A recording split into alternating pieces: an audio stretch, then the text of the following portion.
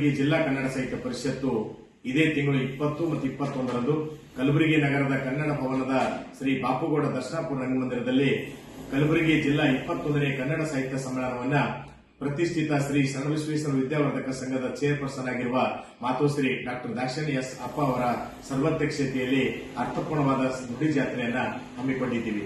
ಈ ಬಾರಿ ಸಮ್ಮೇಳನ ಹಲವಾರು ವಿಶೇಷತೆ ಮತ್ತು ವೈಶಿಷ್ಟ್ಯತೆಗಳಿಂದ ಕೂಡಿರ್ತಕ್ಕಂಥ ಸಮ್ಮೇಳನ ಇದು ಆಗಿರುತ್ತೆ.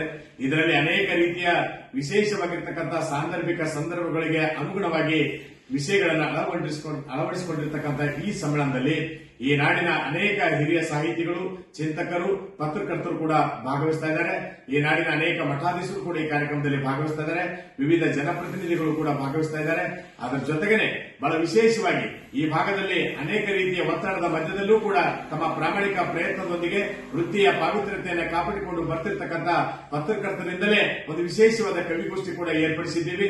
ಈ ಭಾಗದ ಜಿಲ್ಲೆಯ ಸಿರಿ ಸಾಂಗತ್ಯ ಇರಬಹುದು, ರಂಗಭೂಮಿ ಸಾಂಗತ್ಯ ಇರಬಹುದು, ಸಾಮಾಜಿಕ ಜಾಲತಾಣ, ಹೀಗೆ ಅನೇಕ ರೀತಿಯ ಹಲವು ವೈಶಿಷ್ಟ್ಯತೆಗಳಿಂದ ಕೂಡಿರ್ತಕ್ಕಂಥ ವಿಷಯಗಳನ್ನ ಈ ಸಮ್ಮೇಳನದಲ್ಲಿ ನಡೀತಾ ಇದೆ. ಸಮ್ಮೇಳನದ ಸರ್ವಾಧ್ಯಕ್ಷರ ಸಾಂಸ್ಕೃತಿಕ ಮೆರವಣಿಗೆಗೂ ಕೂಡ ಬಹಳ ವರ್ಣರಂಜಿತವಾಗಿ ವಿವಿಧ ಸಾಂಸ್ಕೃತಿಕ ಕಲಾ ಮೇಳಗಳೊಂದಿಗೆ ಕಲಬುರಗಿಯ ಜಿಲ್ಲಾಧಿಕಾರಿಗಳ ಕಚೇರಿಯಿಂದ ಕನ್ನಡ ಭವನದ ಆವರಣದೊಳಗೆ ಅದ್ದೂರಿಯಾಗಿರ್ತಕ್ಕಂಥ ಸಮ್ಮೇಳನ ಸಾಂಸ್ಕೃತಿಕ ಮೆರವಣಿಗೆ ಕೂಡ ಜರುಗ್ತಾ ಇದೆ. ಅವತ್ತಿನ ಆ ಸಮ್ಮೇಳನದೊಳಗೆ ಕಲಬುರಗಿ ಜಿಲ್ಲೆಯ ಸಮಸ್ತ ಕನ್ನಡದ ಮನಸ್ಸುಗಳು ಹೆಚ್ಚಿನ ಸಂಖ್ಯೆಯಲ್ಲಿ ಪಾಲ್ಗೊಳ್ಳುವುದರ ಮೂಲಕ ಈ ನುಡಿ ವೈಭವಕ್ಕೆ ಮತ್ತಷ್ಟು ಮೆರಗನ್ನು ತಂದುಕೊಡಬೇಕು ಅಂತ ಹೇಳಿ ನಾನು ತಮ್ಮ ಮೂಲಕ ವಿನಂತಿಸಿಕೊಳ್ತಾ ಇದ್ದೇನೆ.